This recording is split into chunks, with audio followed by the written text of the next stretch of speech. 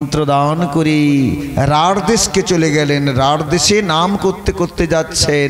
রাঢ় দেশে 3 দিন রইলেন, কিন্তু কেউ আর নাম করে না। ক্রন্দন করছেন যে আমি 3 দিন রাঢ় দেশে রইলাম, হরি নাম কাউকে একটু বলাতে পারলাম না। এ আমার কেমন, আমি যে প্রেমের ভান্ডার নিয়ে এলাম, আমি কাকে দান করব? আমার বাতাস লাগতেই সকলে আমার কাছ থাকতে সরে চলে যায়, আমাকে কেউ একটু হরিনাম শ্রবণ করায় না। কখন শুনতে পেলেন না, একচক্র ধামে যখন গেলেন, সেটা হচ্ছে বীরভূম। সেই বীরভূমের পথ দিয়ে মহাপ্রভু যখন যাচ্ছেন, সেখানে গোপ বালকরা কি করছেন, আজকে তাদের দিকে প্রেম দান করলেন। আজকে তারা বাচ্চারা অন্য খেলা না খেলে কি করলেন না, বলে আজকে আমরা হরিনামের খেলা খেলবো। এই সবাই তারা হরিনামের কীর্তন করছেন। কৃষ্ণ কেশব কৃষ্ণ কেশব কৃষ্ণ কেশব প্রাহিমাম, রাম রাঘব রাম রাঘব রাম রাঘব রক্ষমাম। কৃষ্ণ কেশব কৃষ্ণ কেশব কৃষ্ণ কেশব ত্রাহিমাম, রাম রাঘব রাম রাঘব রাম রাঘব রক্ষমাম। কৃষ্ণ কেশব কৃষ্ণ কেশব কৃষ্ণ কেশব প্রাহিমাম, রাম রাঘব রাম রাঘব রাম রাঘব রক্ষমাম। কৃষ্ণ কেশব কৃষ্ণ কেশব কৃষ্ণ কেশব প্রাহিমাম, রাম রাঘব রাম রাঘব রাম রাঘব রক্ষমাম। আজকে আবার গোপবালকরা কৃষ্ণ নাম করছেন। মহাপ্রভু তাদের সঙ্গে দুহাত তুলে নাম করতে লাগলেন। ওরে আমার গোপবালক, তোরা এমন কোথায় ছিলি রে, কেমন আমাকে হরি কথা শ্রবণ করেছিস? তাদের দিকে নিয়ে আলিঙ্গন করছেন। আমার নিত্যানন্দ প্রভু মাকে কথা দিয়েছিলেন, মাগো বৃন্দাবন আমি আমার ভাইকে যেতে দেব না, আমি তোমার কাছে ফিরে আনবো। আমি কথা দিলাম, আমি বৃন্দাবন ভাইকে যেতে দেব না। নিত্যানন্দ প্রভু ওই পথ দিয়েই আসছে। আর গোপবালকরা যখন হরিনাম করছে, তাদের দিকে বলছে, আমার ভাই যখন বলবে আমি নবদ্বীপ বৃন্দাবন যাব কোন পথে, বৃন্দাবনের পথটা তোমরা দেখিও না, তোমরা দেখাবে কুঞ্জন ওই শান্তিপুরের পথটা দেখিয়ে দেবে, বৃন্দাবনের পথ দেখিও না। বলে আমরা যে বাচ্চা বালক, আমাদের মিথ্যা কথা বলবো? যত তোমাদের পাপ তাপ আছে আমি সব তোমাদের পাপ তাপ নেব। আমি যে নিতাই, আমি সকলকার পাপ তাপ আবার চরণে আশ্রয় দেব। আজকে নিতাইয়ের চরণে যদি আশ্রয়, মানে নিতাই আমার গুরু তত্ত্ব, তার যদি চরণ আশ্রয় না করি, আমার গৌর চরণ আমার লাভ হবে না। আমি রাধারানীর যদি না চরণ আশ্রয় করতে পারি, আমি গোবিন্দ লাভ করতে পারবো না। আজকে নাম করছেন মহাপ্রভু, নৃত্য করছেন। নিত্যানন্দ প্রভু অনেক দূরে দাঁড়িয়ে দাঁড়িয়ে তাদের দিকে বলছে, তোরা বৃন্দাবনের পথটা দেখাস না, শান্তিপুরের পথটা দেখিয়ে দিস বাবা। আমার এই যে আমার কাছে যত নাড়ু আছে তোদের দিকে সব আমি দেব। আর বাচ্চা ছেলেরা তারা তো একটু মিষ্টি খেতে ভালোবাসে, তাই তাদের মন গলে যাচ্ছে। কেন না নিতাইয়ের করুণা হয়েছিল বলে, নিতাইয়ের করুণা হবে ব্রজে রাধা কৃষ্ণ পাবে, ধর নিতাইয়ের চরণ দুখানি। আজ প্রভু আমার নৃত্য করতে করতে কন্দন করছে। আচ্ছা বাবা, তোমরা বলতে পারো আমি বৃন্দাবনে যাব কোন রাস্তায়? প্রভু গো, আপনি বৃন্দাবনে যাবেন, ওই পথ দিয়ে যাবে, যান, ওই পথে গেলেই বৃন্দাবন দর্শন করবেন। আজ প্রভু আমার চলে যাচ্ছেন। প্রভু তো খুব আজানুলম্বিত ভুজ, অনেক লম্বা। আর আমার নিত্যানন্দ প্রভু ডাকছেন, নদে এই নদে। এই কথা যে বলছে, আজ আমার মহাপ্রভু পিছু থেকে ডাকছে, ফিরে দেখছে, বলে এই কথা তো, এই নামটা তার কেউ জানে না, একমাত্র আমার দাদাই জানে যে আমার নাম নদে। কেন নদীর চাঁদ বলে সবাই ডাকে? যিনি 16 কলায় পরিপূর্ণ যেদিন ওই পূর্ণিমা হয়েছিল, ফাল্গুনী পূর্ণিমার দিনে তো আবির্ভাব হয়েছিল, যিনি 16 কলায় পরিপূর্ণ, সেদিন ওই পার্থিব জগতের চাঁদ মুখকে লুকিয়েছিল। কেন না, আমার সাক্ষাৎ ভগবান গৌর সুন্দর আজ আসছেন, গৌরচন্দ্র। গৌরচন্দ্রিমা যেখানে এসেছে, পার্থিব জগতের চন্দ্রিমা আজকে মুখ লুকিয়েছে, যিনি 16 কলায় পরিপূর্ণ। আর পার্থিব জগতের চন্দ্রিমা তো 16 কলায় পরিপূর্ণ নয়, সে 15 কলায় পরিপূর্ণ। আর একটি কলা তার কোথায় আছে না, মহাদেব মাথায় আছে। একটি কলা দর্শন করবেন, যে 16 কলায় পরিপূর্ণ আগে ছিল, কিন্তু শ্বশুরের অভিশাপে আজকে তার 15 কলা শেষ হয়ে গিয়েছিল, এক কলা ছিল মাত্র। আবার মহাদেবের কৃপায় তার 16 কলা পরিপূর্ণ হয়। পূর্ণিমার দিনে আবার এক এক কলা করে তার ক্ষয় হয়ে যায়। আর 16 কলায় পরিপূর্ণ আমার গৌর সুন্দর গৌর চাঁদ আজ যখন উদয় হলেন, যেন উদয়গিরি নবদ্বীপ আজকে মহাপ্রভু উদয়গিরি হয়েছিলেন।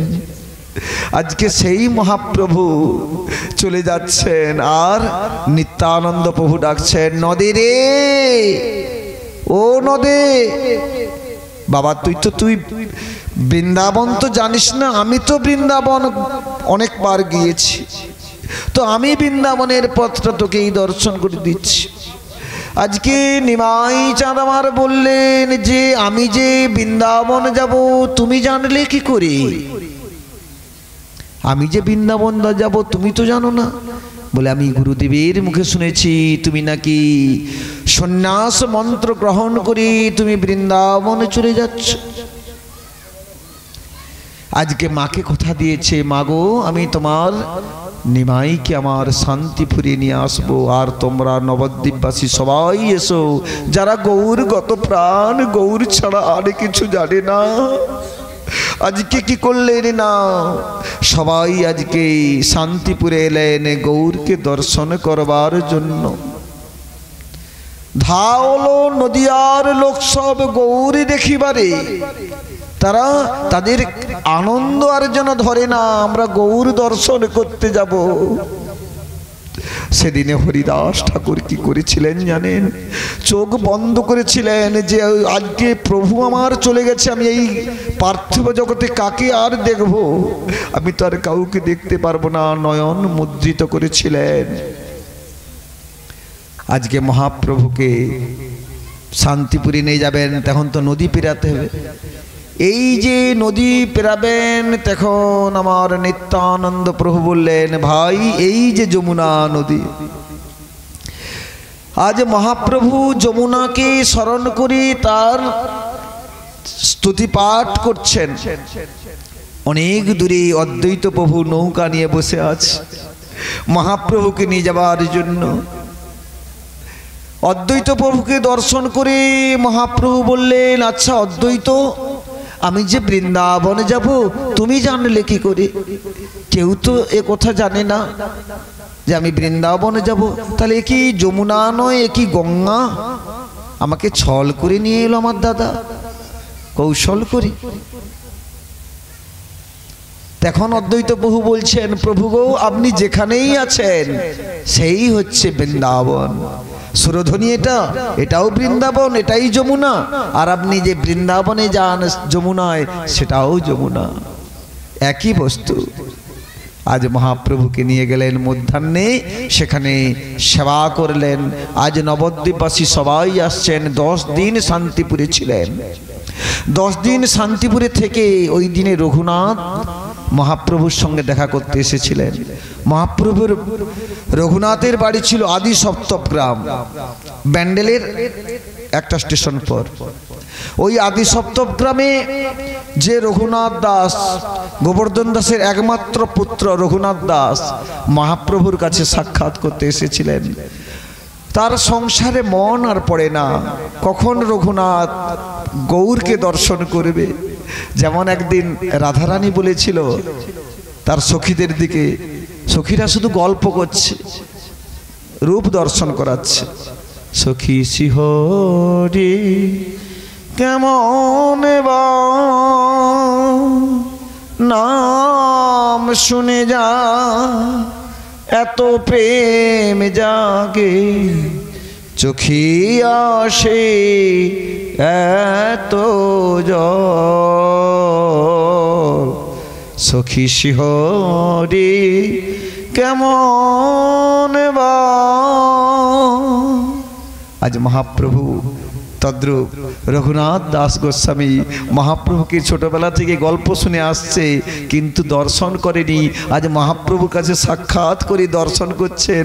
প্রভু গো, তোমাকেই চরণ আমাকে ছাড়তে বলো না, আমি যেন ছোটবেলা থেকে তোমার এমন গল্প শুনে এসেছি, কিন্তু তোমাকে আমি দর্শন করি না। তার যে মন জুড়ে আছেন, সেই রাধারানীর মন জুড়ে যে আছেন তার নাম মঞ্জরি। আমরা এই সন্ধ্যাবেলায় বৃন্দা পরিক্রমা করছিলেন। মোর মনের অভিলাষ বিলাস কুঞ্জে দিও বাস, নয়নে হেরিব সদাই যুগল রূপরাশি। আজকে যে মঞ্জুরে আছেন, রাধারানীর যে মঞ্জুরে মঞ্জুরিরা আছেন, সেই মঞ্জুরিরাই আজকে রঘুনাথ দাস গোস্বামী মহাপ্রভু বলছেন, এমন পাগল হইও না, এমন বাতুল তুমি হইও না, তুমি পিতার রাজ কার্যে মন দাও, আর যেন তোমার পিতার 1 বৎসর ওই রাজকার্য করো, তারপরে তুমি আমার নীলা চলে এসো। আজকে কি করলেন না, মহাপ্রভু মাকে কথা দিলেন, মাগো আমি 4 জায়গায় থাকবো সব সময়। কোন 4 জায়গায়? না, শিবাস অঙ্গনে, নিত্যানন্দ নর্তনে, রাঘব ভবনে, আর নিত্যানন্দ নর্তনে, শিবাস অঙ্গনে, আর সচিমায়ের রন্ধনে, আর রাঘবের ভবনে। এই 4 জায়গায় সব সময় থাকবেন। কথা দিলেন যে তোমার মতো যদি কোনো মা তোমার ভাবে যদি রন্ধন করে আমাকে ডাকে, আমি তৎক্ষণাৎ ছুটে আসব। আর দময়ন্তী দেবী যদি একবার বলে, প্রভু গো আমি তোমার জন্য এমন রন্ধন করেছি, তুমি সেবা করবে, আসো। পানিহাটিতে এখনো যান, পানিহাটিতে গেলে দর্শন করবেন যে দময়ন্তী দেবী যত মহাপ্রভুর সেবার বস্তু এখনো পর্যন্ত তার সেবা করে। কেননা দময়ন্তী দেবী নেই, কিন্তু তার বংশের যত সব ভক্তরা আছে সবাই দর্শন করেন, সেবা করেন, সেবা দেন। আজকে মহাপ্রভু নীলাচলের উদ্দেশ্যে যাত্রা করলেন। নীলাচলে যে জগন্নাথকে দর্শন করে আজকে ভাবাবিষ্ট হলেন। জগন্নাথকে বলছেন, আচ্ছা জগন্নাথ, তুমি কি সেই জগন্নাথ যাকে আমি দর্শন করে আমার ভাবাবিষ্ট হয়ে যায়? তো এই জগন্নাথ তো নয়, এই জগন্নাথ তো দ্বারকাধীশ জগন্নাথ। কেন না, রাধারানী এমন প্রেমের কথা শ্রবণ করতে করতে রোহিণী মায়ের কাছে জগন্নাথ বলদেব সুভদ্রা হলো, এমন ভাবে পাগুলো সব, হাতগুলো, চোখগুলো বড় বড় হয়ে গেল, বিকলাঙ্গ ভাব হয়ে গেল। নারদমুনি দর্শন করলো। নারদমুনি দর্শন করে বললেন, প্রভু তোমার অনেক রূপ দেখেছি, এ আবার কোন রূপ?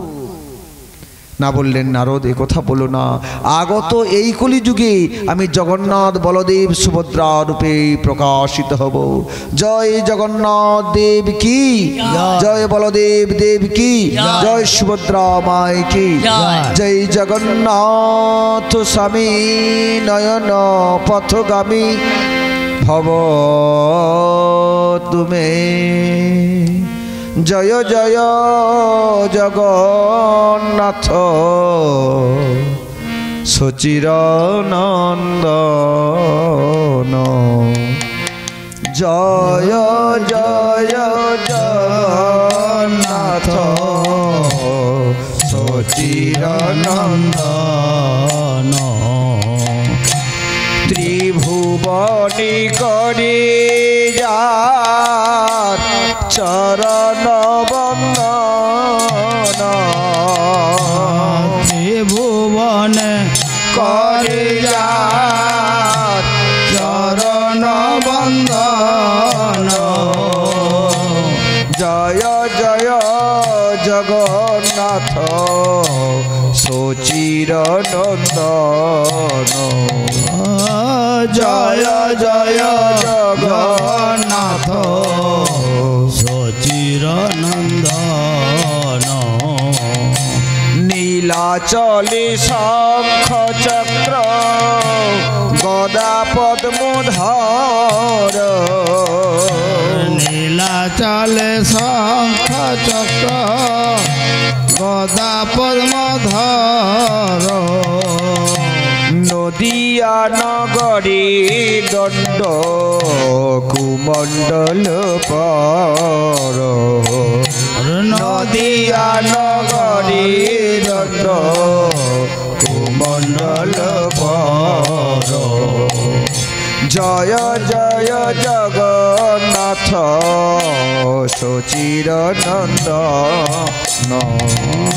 জয় জয় জগন্নাথ সচিরনন্দন পুরবেতে শুনিয়াছে রাবণ বধিলা পুরবেতে শুনিয়াছে রাবণ বধিলা গোলকের বৈভব লীলা প্রকাশ করিলা আর গোলকের বৈভব লীলা প্রকাশ করিলা শিরাধার ভাবে এবে গোরা অবতার শিরাধিকার ভাবে এবে গোরা অবতার হরে কৃষ্ণ নাম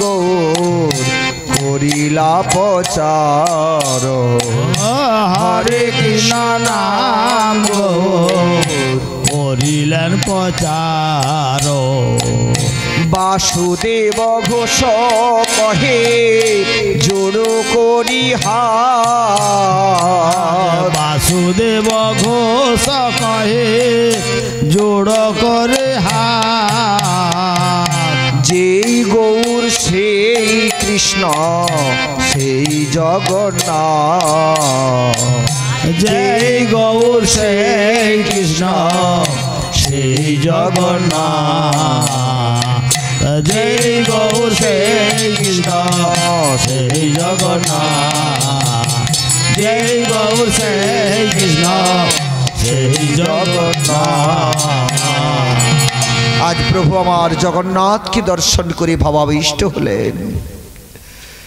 এমতো সময় সার্বভৌম ভট্টাচার্য ওইখানকার পণ্ডিত ওই যে পাণ্ডারা মহাপ্রভুকে দর্শন করে সবাই বেত্রাঘাত করে শাসন করিবেন, এমতো সময় সার্বভৌম ভট্টাচার্য এসে বললেন, না না না, এমন সন্ন্যাসীকে, কেননা সন্ন্যাসী তো অপরূপ সুন্দর দর্শন, একবার যদি কেউ গৌরের নয়নে নয়ন দেয় আর নয়ন থেকে নয়নে সরানো যায় না। জয়নিতাই বাবা একটু চুপ করুন, একটু আস্তে কথা বলুন বাবা, অপরাধ ক্ষমা করে দিবেন।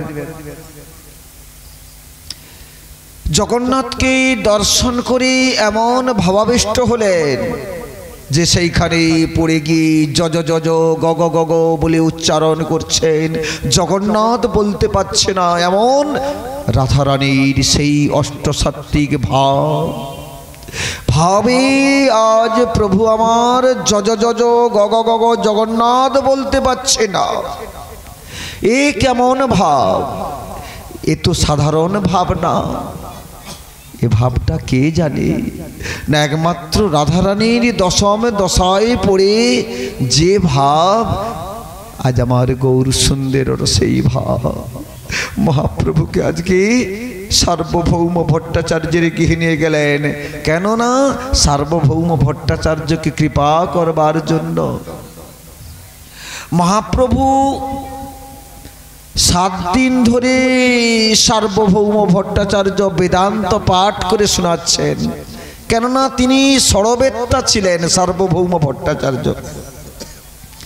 যদিও তার গৃহ নবদ্বীপে ছিলেন, কিন্তু আজকে নীলাচলের পণ্ডিত, নীলাচলে এত বড় পণ্ডিত আর কেউ ছিল না তখনকার যুগে। আজ মহাপ্রভু যে 540 বৎসর তিরোভাব হয়ে গেছেন, তখনকার পণ্ডিত একমাত্র সার্বভৌম ভট্টাচার্য ছিলেন। সার্বভৌম ভট্টাচার্য মহাপ্রভুকে 7 দিন ধরে বেদান্ত পাঠ করে শোনাচ্ছেন। বেদান্তের সূত্র যে এত বড় বড় সূত্র, সে সূত্র সবাই বলতে পারে না, কিন্তু মহাপ্রভু যে 7 দিন ধরে হরিকথা শ্রবণ করছেন, বেদান্ত পাঠ করে শ্রবণ করছেন, তাকে শোনাচ্ছেন। মহাপ্রভুকে বলছেন, আচ্ছা আপনি যে 7 দিন ধরে বেদান্ত পাঠ শুনলেন, কিছুই তো বললেন না। ভালো বললাম কি ভুল বললাম কি ঠিক বললাম? মহাপ্রভু বললেন, তুমি তো আমায় বেদান্ত পাঠ শুনতে বলেছো, কিছু তো আর বলতে বলো না।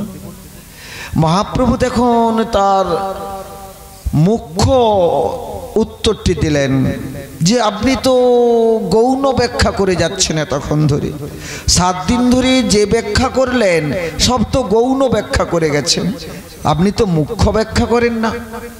মহাপ্রভু যখন মুখ্য ব্যাখ্যা করলেন, সার্বভৌম ভট্টাচার্য চরণে পড়ে ধরে কাঁদছেন। আমি এত বড় পণ্ডিত, আমি অহংকার করেছিলাম যে তুমি তো 24 বৎসর বয়সে সন্ন্যাস গ্রহণ করেছো, আর এই 24 বৎসর বয়সে সন্ন্যাস গ্রহণ করলে সন্ন্যাস রাখা যায় না, কিন্তু আমি সাধারণ সন্ন্যাসী বলে ভেবেছিলাম। আমার অপরাধ ক্ষমা করো, আমি যে এত বড় পণ্ডিত আমি অহংকার করেছিলাম। আমি জ্ঞান শূন্য ভক্তি যে আমার নেই। আজ মহাপ্রভু যখন তাকে ষড়ভুজ রূপ দর্শন করালেন, এখনো পুরীতে গেলে দর্শন করবেন, সার্বভৌম ভট্টাচার্যকে ষড়ভুজ রূপ দর্শন করিয়েছিলেন। দর্শন কেউ করেছেন পুরীতে? মহাপ্রভু ষড়ভুজ রূপ সার্বভৌম ভট্টাচার্য সেবা করতেন, আর মহাপ্রভু তাদের গৃহেতে থাকতেন না। মহাপ্রভু থাকতেন কোথায় বলুন তো? আপনারা তো সবাই পুরী গিয়েছেন নিশ্চয়ই। মহাপ্রভু কোথায় থাকতেন বলুন? কেউ জানেন না, সেখানে কেউ যান না। মহাপ্রভু থাকতেন কাশী মিশ্রের বাড়িতে, তার নাম হচ্ছে গম্ভীরা। গম্ভীরা ধাম বলে লেখা আছে, জগন্নাথ মন্দিরকে যেতে ডান সাইডে পড়ে। শুধু সমুদ্রে যাই, ঢেউ খাই, আর জগন্নাথকে দর্শন করে চলে আসি। মহাপ্রভু যেখানে 18 বৎসর 24 বৎসর ছিলেন, 6 বৎসর গমনাগমন করলেন, কখনো উত্তরে আর কখনো দক্ষিণে। এই 6 বৎসর একবারে রামেশ্বরম অবধি, যেখানে সেতু বন্ধন হয়েছিল, সেখান পর্যন্ত মহাপ্রভু গিয়েছিলেন সবাইকে বৈষ্ণব করবার জন্য। কেননা কেউ রামের ভক্ত, অনেকে আছে অনেক রকম ভক্ত, কিন্তু মহাপ্রভু গিয়ে সবাইকে বৈষ্ণব মন্ত্রে দীক্ষিত করলেন। আজ মহাপ্রভু তো আর রাম নেই, কিন্তু এই যে কলিযুগে মুরারিগুপ্ত হয়েও মহাপ্রভুকে দর্শন করছেন যে প্রভু আপনি আমার রাম, সেই জানকী বল্লভ। এইখানে মুরারিগুপ্ত একটা নাম করেছিলেন, রাম সীতাপতি সুন্দর রাম, নীল নবীন জলদ কান্তি, অভিনব সুন্দর রাম।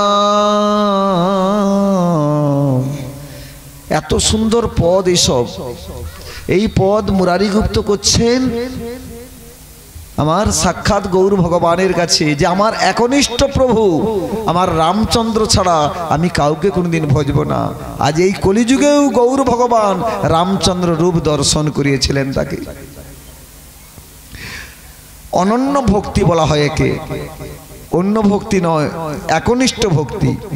হিসিকে গোবিন্দ সেবা, না পুজিবে দেবী দেবা, এ হলো অনন্য ভজন কথা।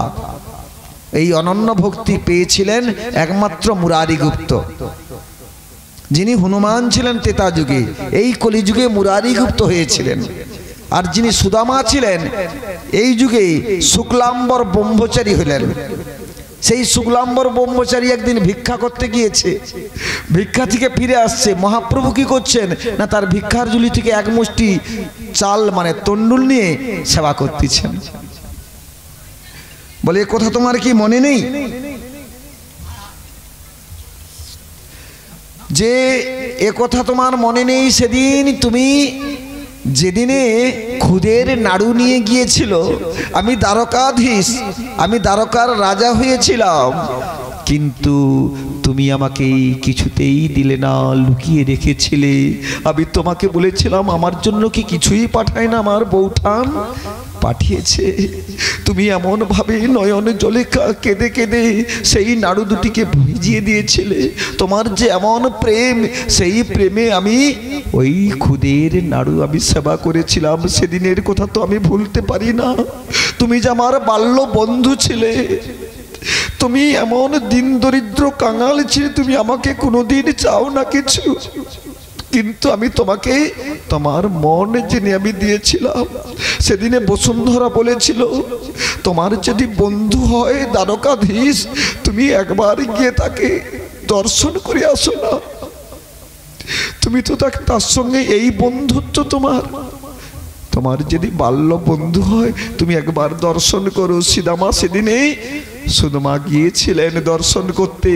আজকে যেমন দ্বারকাপুরী আজ তেমন বিন্ধ্যাপুরী করে দিলেন, বিন্ধ্যাচলপুরী করে দিলেন। যেমন দ্বারকাপুরী ছিল, আজকে কেমন ভাবে বৈষ্ণবের যে চরণ ধুলি নিতে হয়, বৈষ্ণবের উচ্ছিষ্ট প্রসাদ পেতে হয়, আর সেই দিনে একমাত্র ভগবান দেখিয়ে দিলেন যে বৈষ্ণবকে চরণ ধৌত করে দিয়ে বৈষ্ণবের চরণ ধৌত জল একটু পেতে হয়, আর বৈষ্ণবকে উচ্ছিষ্ট প্রসাদ পেতে হয়, আর বৈষ্ণবের চরণ ধুলি অঙ্গে মাখতে হয়। যে বৈষ্ণবের নামে কত যে গুণ আছে, কত যে তার প্রেম আছে, এইটা সাধারণ জন তো জানে না।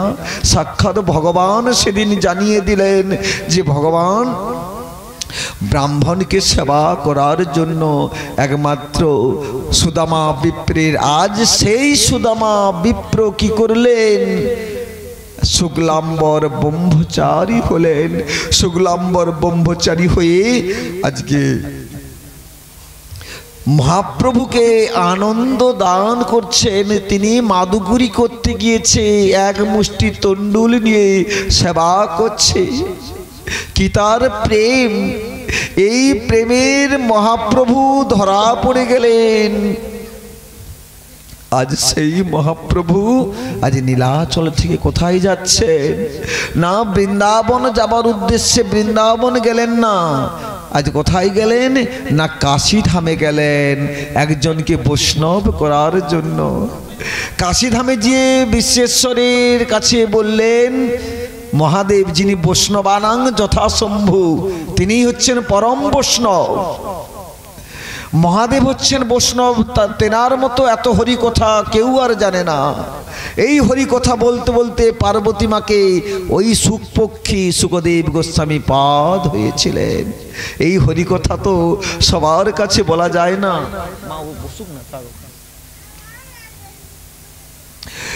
পরম বৈষ্ণবের কাছে আমার সাক্ষাৎ ভগবান যে বলছে, আমি যে এই প্রেমের ভান্ডার বয়ে নিয়ে এলাম, এই প্রেমের ভান্ডার আমি কাকে বিতরণ করব, কে আমার গ্রাহক আছে। গ্রাহক মানে বুঝতে পারলেন তো, যে আমি কাকে এটা দান করব, কে আমার গ্রহণ করবে। আজকে মহাপ্রভু যে নাম প্রেম এনেছিলেন, এই নাম প্রেমটা কোনো যুগে কোনো কালে অর্পণ করা হয় না। বললেন অনর্পিত চরিং চিরাত করুণয়া অবতীর্ণ কলৌ সমর্পয়তু উন্নত উজ্জ্বল রসাং স্বভক্তি শ্রিয়ম।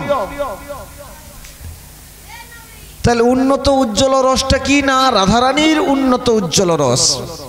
সেই রস গ্রহণ করেছিলেন কে না, আমার প্রেমের ঠাকুর গৌর সুন্দর।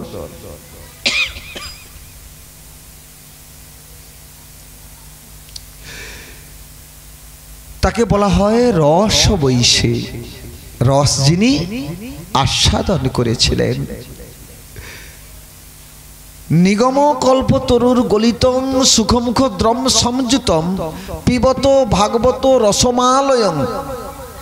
তাহলে রসমালাই বলতে মানে এই যে দোকানের রসমালাই নয়, আমার এই যে হরিনামের রসমালাই, সেই রসে যদি কেউ একবার ডুবে যায়, এই রস থাকতে বাবা আর কেউ উঠতে পারবে না।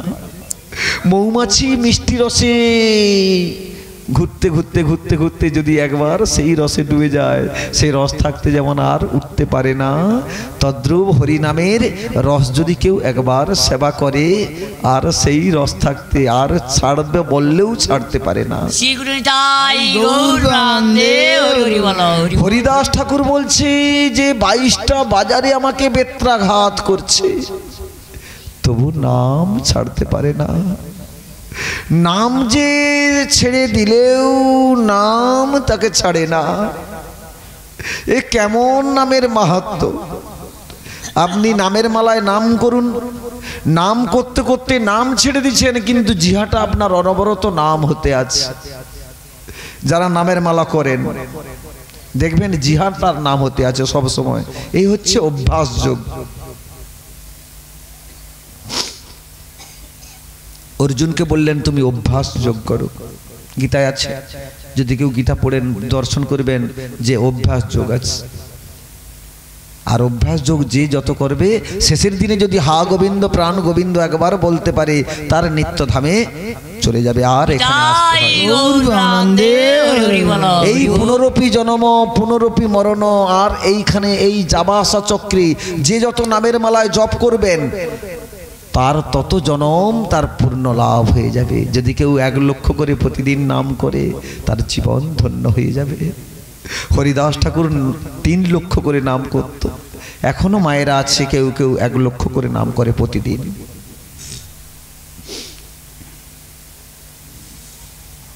জীবন ধন্যতার হয়ে যায়। প্রভু কহে কহিলাম এই মহামন্ত্র, ঘরে গিয়া জপ সবে করিয়া নির্বন্ধ, ইহা হইতে সর্বসিদ্ধি হইবে সবার, সর্বক্ষণ বলইথি বিধি নাহি আর। মহাপ্রভু বললেন খাইতে শুইতে যথাতথা নাম লয়, দেশ কাল পাত্র নিয়ম কিছু না মানয়। তুমি খাইতে শুইতে যখন ইচ্ছা খুশি নাম করো, এর কোনো বিধি নেই, এর কোনো নিষেধ নেই, যখন ইচ্ছা খুশি নাম করতে পারো। এখন আপনিরা বলবেন যে আমরা বাহ্যকৃত্য করতে গেছি, বাইরে গেছি, সেটাও কি নাম করে? তাও নাম করা হবে। কেন না? মহাপ্রভু দেখিয়ে দিয়ে গেলেন। মহাপ্রভু বাহ্যকৃত্য করতে গেছে, জীবটাকে ধরে রেখেছে। কেন না? মহাপ্রভুর জীবে সবসময় অনবরত নাম হয়।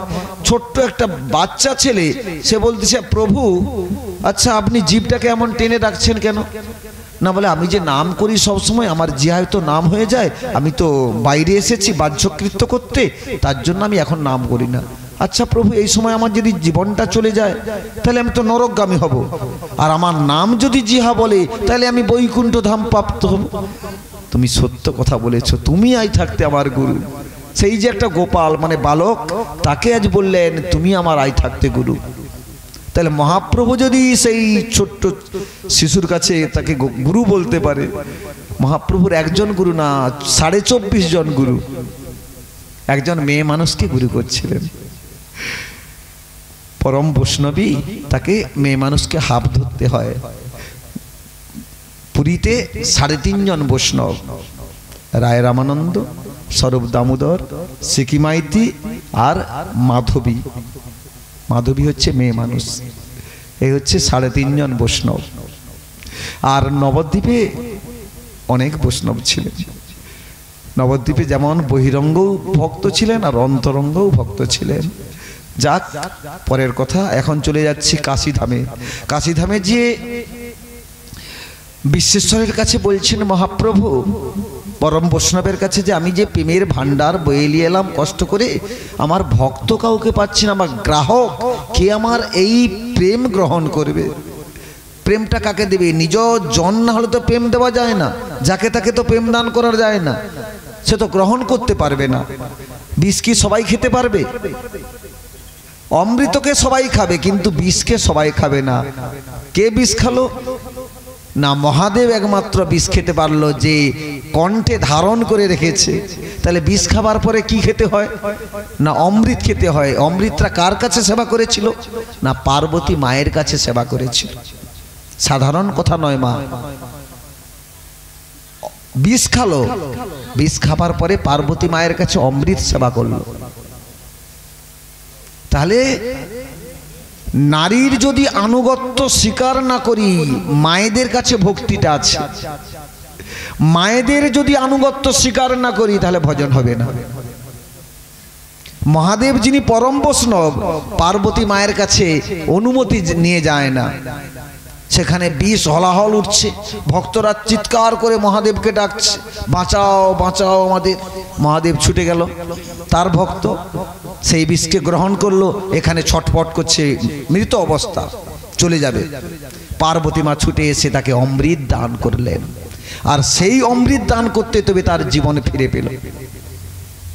সাধারণ কথা না মা। অমৃতটা নিচে ছিল সমুদ্র গর্ভে, সেই পার্থিব জগতের অমৃতের সঙ্গে তুলনা করা যায় না। মার পার্বতী মায়ের কাছে অমৃত ছিল, সেই পার্বতী মা মহাদেবকে দান করলেন। মহাদেব তো অমৃত খায় না, মহাদেব তো বিষ খেয়েছিল, আর বিষ খেয়ে মারা যাবে সেই কালকুট বিষে। হলাহল সবাই দেবতারা মারা যাচ্ছে, মহাদেব বাঁচিয়ে দিল। আর মহাদেব সেই কালকুট বিষ খেয়ে এখন মারা যাবে, হলাহল যে উঠছে, এখন আবার পার্বতী মায়ের আনুগত্য স্বীকার করলো। তার কাছে যখন গেলেন, সে অমৃত দান করলো। সে অমৃতের কথা খুলে আর বলা যাবে না, কেন সবাই বলবে এ কি পাঠক আসছে পাঠ করতে, একে উল্টাপাল্টা ভাষা বলতেছে। সমুদ্র মন্থন করে তো সেটা উঠেছিল, সেই সমুদ্র মন্থনটা গৌণ একটা আছে, একটা মুখ্য আছে। বাসুকি নাগকে রজ্জু করে মন্দার পর্বতকে মন্থন করেছিলেন, আর আমার প্রাণ গোবিন্দ কুর্ম রূপ ধারণ করেছিলেন, মানে কচ্ছপ। তার পৃষ্ঠদেশটা দেখবেন খুব শক্ত। যাই হোক, অনেক কথা, হরিকথা তো অগম্য চৈতন্য লীলা। এখন সারা রাত্রিও যদি হরিকথা হয় তবু শেষ হবে না, এখন অনেক বাকি আছে। আর মায়েরা তো অস্থির হয়ে পড়ছে বাড়ি যাবার জন্য, এ মাত্র 9টা বাজছে। অন্তত আমি ভাবছিলাম যে 10টা পর্যন্ত অন্তত হবে, কিন্তু সবাই চলে গেলে কাকে হরিকথা শ্রবণ করাবো। আজকে মহাপ্রভু বিশ্বেশ্বরের কাছে এমনভাবে কাঁদছে যে আমার এই প্রেম আমি কাউকে দিতে পারবো না, এই প্রেম আমি কাকে দান করব, কে আমার গ্রাহক আছে। মহাপ্রভুকে জানিয়ে দিলেন এইখানে 10,000 শিষ্য, তারা বেদান্ত পণ্ডিত। যাও, তার নাম কি না প্রকাশানন্দ সরস্বতী, তার 10,000 শিষ্য। তারা সবাই এই সন্ন্যাসকে তারা বিশ্বাস করে না, তারা বেদান্ত পাঠ করে। আজ মহাপ্রভু কি করলেন,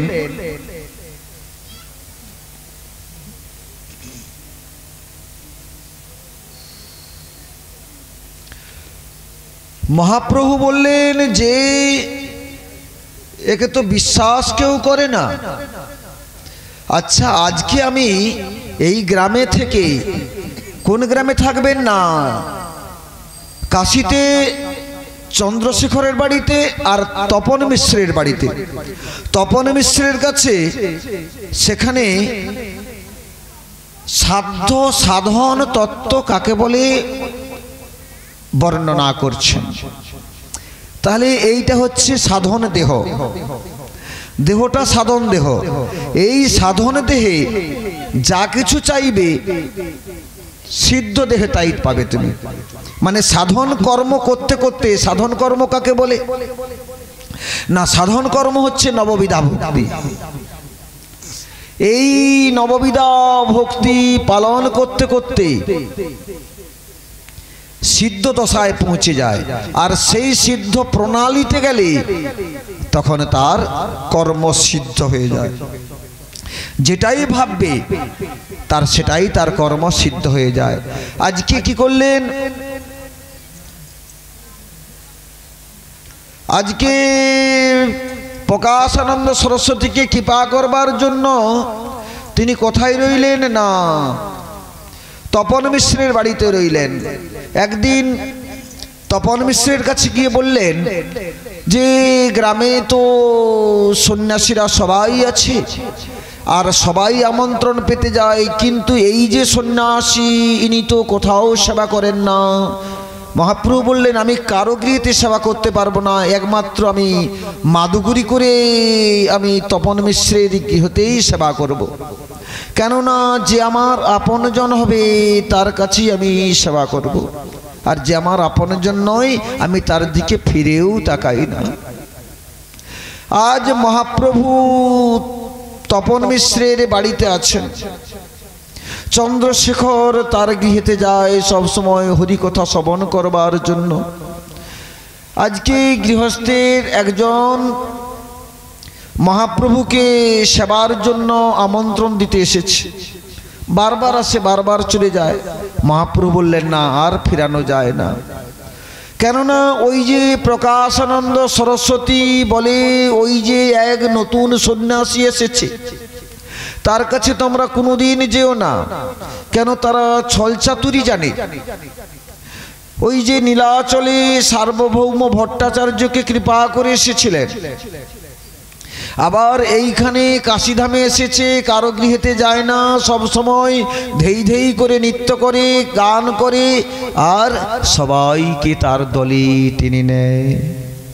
তোমরা যেন তাদের কাছে কোনোদিন যেও না, তার শিষ্যদের দিকে বলছে। মহাপ্রভু বললেন এ কথা সব সময় তো বলে, আজকে যাব আমি ঐশ্বর্য প্রকাশ দেখাবো। আজ ভক্তদের যেখানে চরণ ধৌত করে দেয়, মহাপ্রভু গিয়েছেন, মহাপ্রভুকে চরণ ধৌত করে দিয়েছে। চরণ ধৌত করে সেই উচ্ছিষ্ট জায়গায় মহাপ্রভু বসে আছেন, সেখানে যায় না মহাপ্রভু। কেননা প্রকাশানন্দ সরস্বতী সে তো তার সঙ্গে কারোর সঙ্গে মেশে না, তার জন্য সে যায় না। আজকে মহাপ্রভু তার ঐশ্বর্য প্রকাশ দর্শন করবেন। এখানে প্রকাশানন্দ সরস্বতী বেদান্ত পাঠ করে শ্রবণ করাচ্ছেন। বেদান্ত পাঠ করে শ্রবণ করিয়ে মহাপ্রভু যখন তার ঐশ্বর্যের প্রকাশ মাধুর্য প্রকাশ করবেন, এমতো সময় দূর থেকে প্রকাশানন্দ সরস্বতী দেখছেন যেমন একটা সূর্য না, কোটি সূর্যের জ্যোতি তার অঙ্গ থেকে বিচ্ছুরিত হচ্ছে।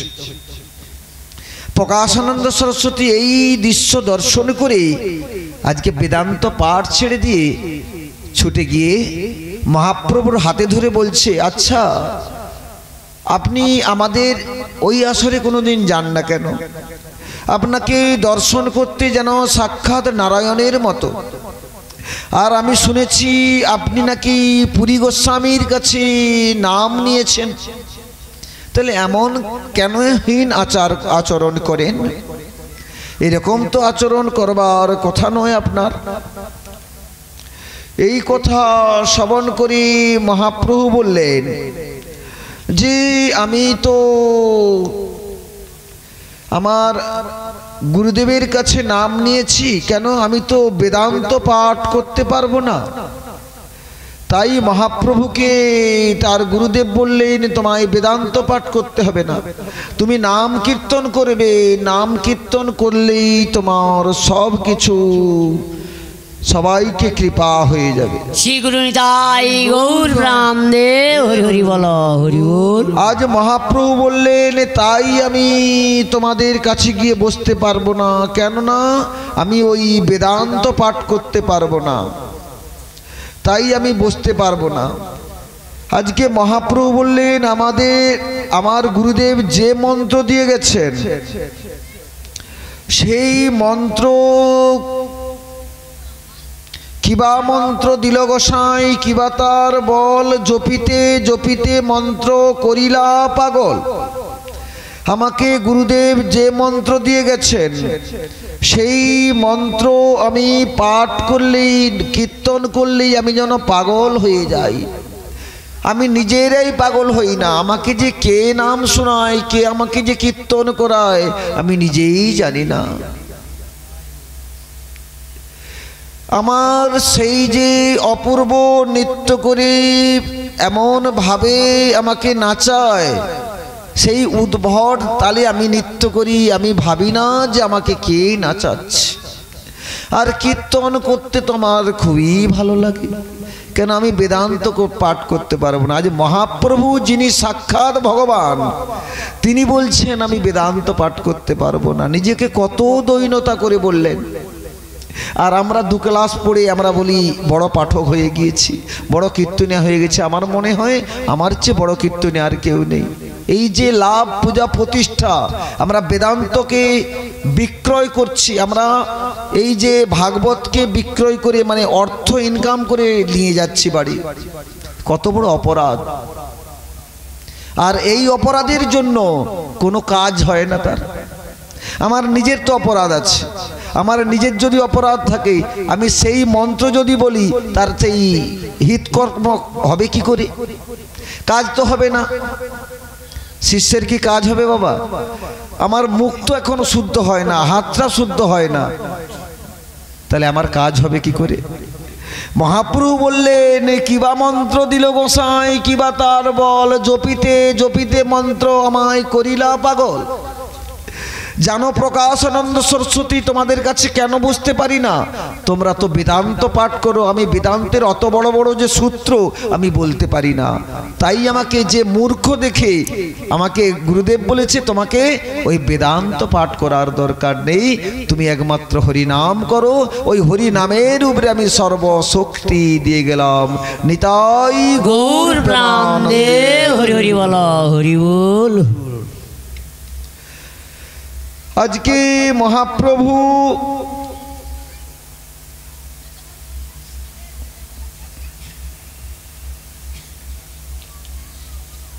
সেই গুরুদেবের কাছে মন্ত্র নিয়ে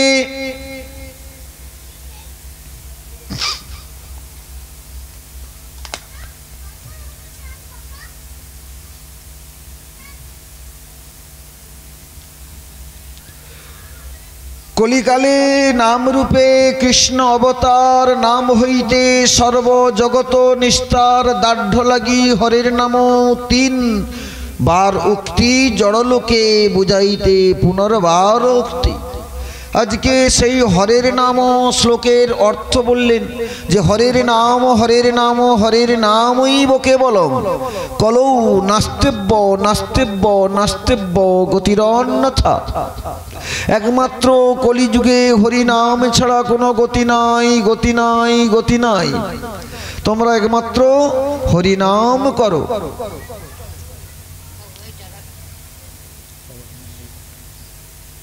শ্রী গুরু নিতাই গৌর প্রাণদেব, হরি হরি বল, হরি বল।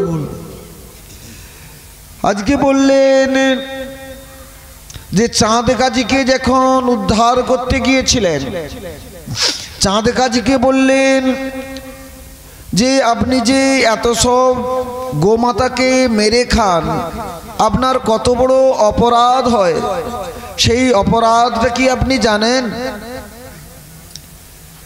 বলে তোমাদের যে গোবধ করে অশ্বমেধ যজ্ঞ, গোমেধ যজ্ঞ সব কিছু মুনি ঋষিরা করত। মহাপ্রভু বললেন সেই কাজীকে যে তুমি যদি বাঁচিয়ে দিতে পারো তবে একজনের প্রাণ নিতে পারো। তাহলে আমি একজনকে পশুকে হত্যা করে আমি নিজে আমার এই শরীরটাকে পুষ্ট করবার জন্য সেবা করতেছি। তার গায়ে যত রোম আছে তত কোটি বৎসর আমার নরকগামী হতে হবে, আমাদের রৌরক নামক নরকে অধপতিত হতে হবে। বাবা মা আমি বলছি না, ভাগবত বলছে 28 রকমের নরকের বর্ণনা করলেন। তাহলে আমি জেনেও যদি অপরাধ করি, আমার দেহে আমি নিরামিষ খালে মনে হয় শরীর খুব খারাপ হয়ে যাবে, আমাকে আমিষ সেবা করতে হবে। আমি 2 পা থেকে 4 পা থেকে আরো কত কিছু সেবা করছি। আমি ছেলের বার্থডে দিচ্ছি, আমি তাকে একজনকে মেরে আর একজনকে আনন্দ দান করছি, তাকে একটু গোবিন্দ প্রসাদ দান করি না। গোবিন্দকে আমি যে বস্তুটা আমি একটু কে গানলাম, আমি একটু তার জন্য মিষ্টান্ন আনলাম গোবিন্দকে দিয়ে, আমি ছেলের বদনে দেই না। ছেলের পরমায়ু ঊর্ধ্বরেতা হবে, নিম্নগামী হবে না। আমি কি করলাম, মোমবাতি জ্বালিয়ে মোমবাতিটাকে নিভিয়ে দিলাম না, প্রদীপ প্রজ্বলন করুক। গীতায় আছে প্রদীপ প্রজ্বলন করে তার উদ্দেশ্যে, গোবিন্দর উদ্দেশ্যে প্রদীপ দেখিয়ে দিন, আর ছেলের যেন প্রদীপ আরো দিনে দিনে উজ্জ্বল হয়ে উঠবে।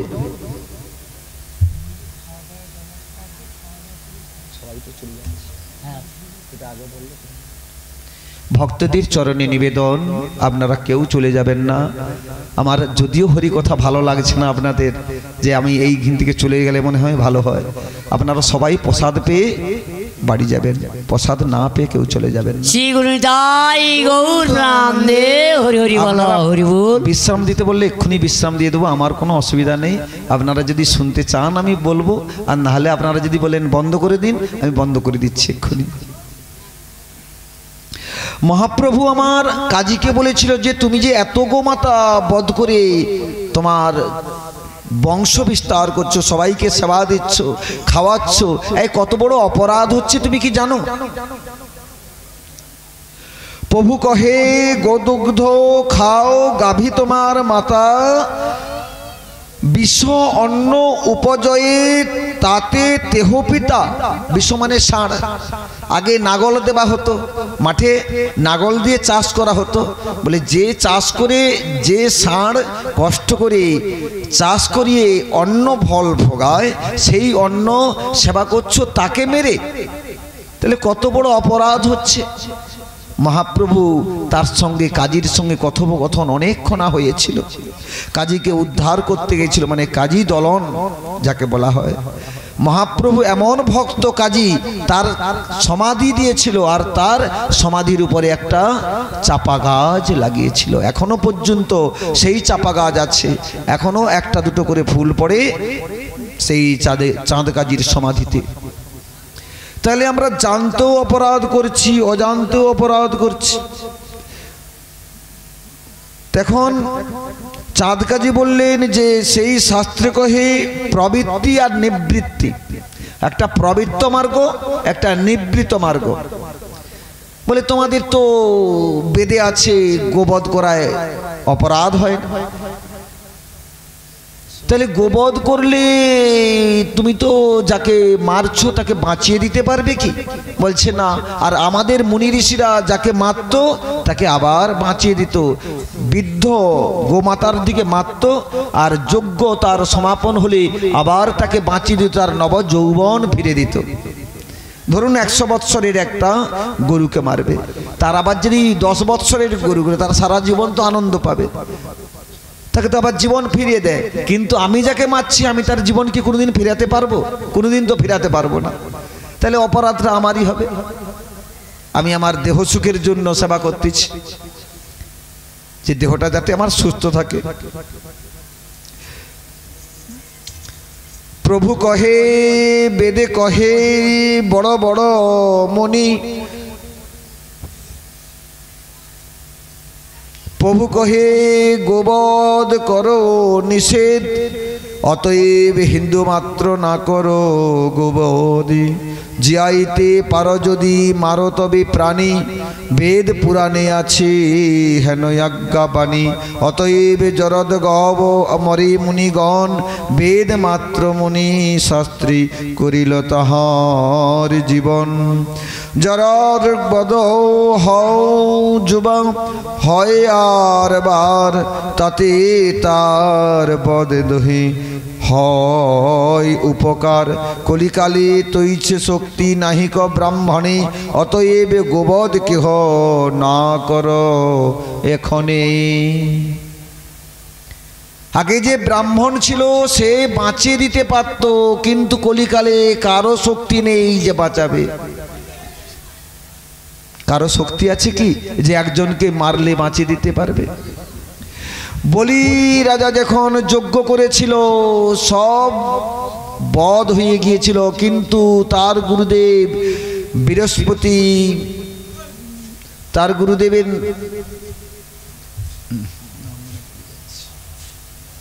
দেবগুরু বৃহস্পতি কি করলেন, তার সেই কুমণ্ডলের জল নিয়ে সবাইকে প্রাণ বাঁচিয়ে দিলেন। কিন্তু এইখানে সেই বলি রাজার যে গুরুদেব, তার নাম হচ্ছে, নামটা এখন স্মরণ করতে পারছি না, তো যখন বলি রাজা পরীক্ষা করতে এসেছিল বলি রাজাকে, বামনদেব কৃপা করে তাকে কৃপা করেছিলেন। কেন না, ত্রিপাদ ভূমি চেয়েছিলেন। সেই ত্রিপাদ ভূমি মানে তিনটি চরণ বলে বলি রাজা অহংকার করেছিল যে আপনার এতটুকুটুকু চরণ আপনার, তো এইটুকু চরণ আমি দান করব, ত্রিপাদ ভূমি মাত্র। তার গুরুদেব বলেছিল, এমন তুমি কথা দিও না, এ সাক্ষাৎ ভগবান রূপে তোমাকে পরীক্ষা করতে এসেছে।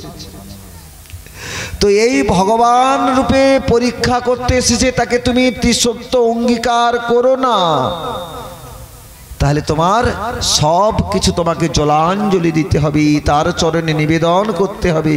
সেই দিনে তার গুরুদেবকে বলেছিল বলি রাজা, আমার ভগবানকে যদি দিতে হয় আমি তো আর কাউকে দেই না, আমি তার চরণে নিজেকে নিবেদন করলাম।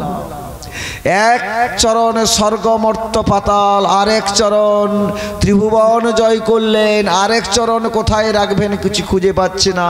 বলি রাজাকে বললেন, আমি আরেক চরণ কোথায় রাখবো না, বলি রাজার তার স্ত্রীর কাছে গেলেন, বললেন আমার আরেক চরণ যে বাড়িয়েছে আমি কোথায় রাখবো বলো। বলে কেন, তোমার এত সুন্দর মস্তক আছে, সেই মস্তক বাড়িয়ে দাও, ভগবানের চরণ যেন তোমার মস্তকে থাকে।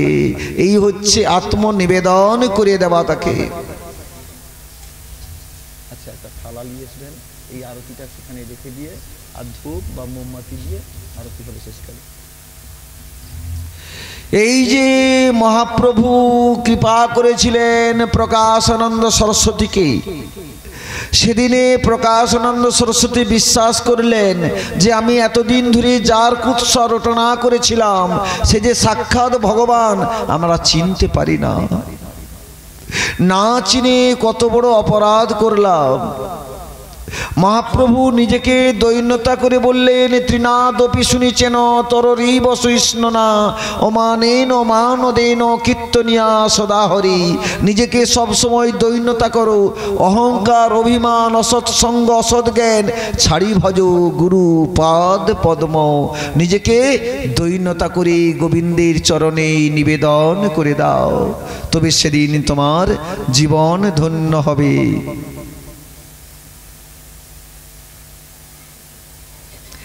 আজ আমার মহাপ্রভু কি করলেন না, ওই প্রকাশানন্দ সরস্বতীকে কৃপা করবার জন্য সেদিনে বৈষ্ণব মন্ত্রী তাকে দীক্ষিত করলেন যে যত বড় পণ্ডিত হোক না কেন, তার যদি ভক্তি না থাকে গোবিন্দকে লাভ করা যায় না। মীরা বললেন, বিনা প্রেম সে না মিলে নন্দলালা।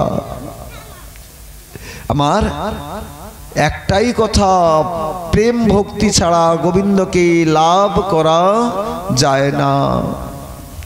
আজ মহাপ্রভু প্রকাশানন্দ সরস্বতীকে তো কৃপা করলেন, কৃপা করে আবার তিনি নীলাচলে ফিরে আসবেন। আজ নীলাচলে ফিরে এসে প্রতি বৎসরের ন্যায় এবৎসরও রথযাত্রায় ভগবান গৌর থেকে ভগবতকে দর্শন করবার জন্য, ভগবানকে দর্শন করবার জন্য আজ সব ভক্তরা এলেন, দর্শন করতে এসেছেন। মহাপ্রভু আজও এই রথযাত্রায় নিত্য কীর্তন করছেন। আর প্রকাশানন্দ সরস্বতীকে কৃপা করবার জন্য, প্রতাপরুদ্রকে কৃপা করবার জন্য বারবার সার্বভৌম ভট্টাচার্য বলে,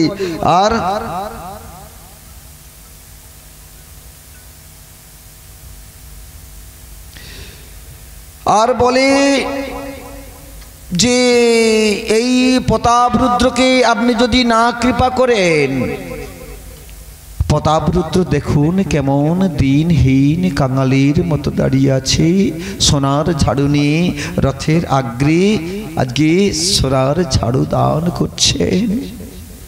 এ কেমন রাজা হয়েই কত দৈন্যতা করলেন।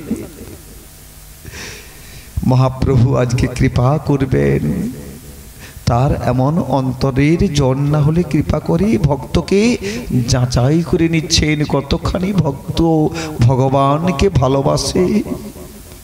ভগবান আজ ভক্তকে পরীক্ষা করে নিচ্ছেন। সবাইকে কৃপা করছেন কিন্তু প্রতাপরুদ্র রাজাকে কৃপা করেন না। সার্বভৌম ভট্টাচার্যকে একদিন বলছেন যে আমার অপ্সরার মতো স্ত্রীকে বিষ্ণুপ্রিয়াকে আমি ছেড়ে দিয়ে আমি এইখানে চলে এসেছি, যে গৃহস্থকে ত্যাগ করে দিয়ে আজকে নীলাচলে এসে আছেন। বলছি স্ত্রী দর্শন যা আর রাজ দর্শন তা, আমি রাজার বদন এমন দর্শন করব না। কেননা ওই রাজ বেশ যতদিন না পরিত্যাগ করে আর দ্বাদশঙ্গে তিলক সেবা না করে সেদিন আমি তাকে দর্শন করব না, কৃপা করব না। এই কথাটা মহাপ্রভু জানিয়ে দিলেন। সেদিনে সার্বভৌম ভট্টাচার্য প্রতাপরুদ্রকে বলছেন, দেখো ওই রাজবেশ পরিত্যাগ করে দিয়ে তুমি একমাত্র যদি বৈষ্ণব বেশে এসে গৌরের সামনে ভগবানের সামনে এসে দাঁড়াও, সেদিন তোমাকে কৃপা করবেন। আজকে সেই দিন যেন আমার বংশীধ্বনি করে ব্রজবধূর দিকে ডেকেছিল, তদ্রূপ আজ আমার প্রতাপরুদ্র রাজাকে জানিয়ে দিলেন তুমি ওই বেশ পরিত্যাগ করে দিয়ে আজকে ব্রাহ্মণ বৈষ্ণব বেশে একবার তুমি দাঁড়াও। আজকে প্রতাপরুদ্র রাজা রথ টানতে টানতে চলে যাচ্ছে। মহাপ্রভু এমনভাবে নৃত্য করছে, নৃত্য করতে করতে কি করলেন না ভাবাবিষ্ট হলেন। কোথায়? সেই বলগণ্ডিতে গিয়ে, বলগণ্ডিতে গিয়ে থেকে সেখানে ভোগ হয় আর মহাপ্রভুর কৃপা বর্ষণ হয় সবার। আজকে মহাপ্রভু যে সেখানে এমন ভাবান্তর হলো যে বৃন্দাবনের তার ভাব এসে এলো, যেন দেখছেন দুধারে ফুলের বাগান আর যেন আমার ভক্তরা আমার যমুনায় জলক্রীড়া করছে আর প্রভু আমার শুয়ে আছে সেইখানে। প্রতাপরুদ্র রাজাজি আজকে তার চরণ সেবা করছেন আর কীর্তন করছেন। প্রতাপরুদ্র রাজা কি করলেন? তার চরণ সেবা করছেন। তব কথামৃতম তপ্ত জীবনম কবিড ভীড়িতম কলমশাপহম শ্রবণ মঙ্গলম শ্রীমদাদাতম ভুবি গৃহন্তীতে ভুরিদা জনা। এই শ্লোক হচ্ছে গোপী গীতের শ্লোক। 9 নম্বর শ্লোক বললাম, 19টি শ্লোক আছে। 19টি শ্লোক শুনতে গেলে এখন 2 দিন যাবে। তো আজকে আর বিশেষ টাইম নেই, আজ এইখানে বিশ্রাম ঘোষণা করব। কেননা মহাপ্রভু চরণ সেবা করতে করতে মহাপ্রভুর উঠে দাঁড়ালো কে এমন ভুরিদা জনা, আমার আপন জন ছিলি, কে আমায় হরিনাম এমন দান করলি। মহাপ্রভু কন্দন করে বলছি আমি তো সন্ন্যাসী, আমার তো দেবার কিছু নেই, তুই আমাকে যে দান করলি অমৃত দান, আজ আমি কি দেব? আয় তোমাকে আমি প্রেম আলিঙ্গন দিই। প্রতাপরুদ্র রাজাকে প্রেম আলিঙ্গন করলেন। প্রেম আলিঙ্গন দিয়ে কি করলেন না কৃপা করলেন। সেদিনে মহাপ্রভুর চরণ ধরে প্রতাপরুদ্র রাজা কাঁদছেন যে আজ আমার জীবন ধন্য হলো, আজ ভগবানের আমি কৃপা পেলাম। আজ এইখানে হরিকথা বিশ্রাম ঘোষণা করলাম। শ্রী গুরু নিতাই গৌর প্রাণদেব হরি হরি বল। সুতং সুতং নিত্যং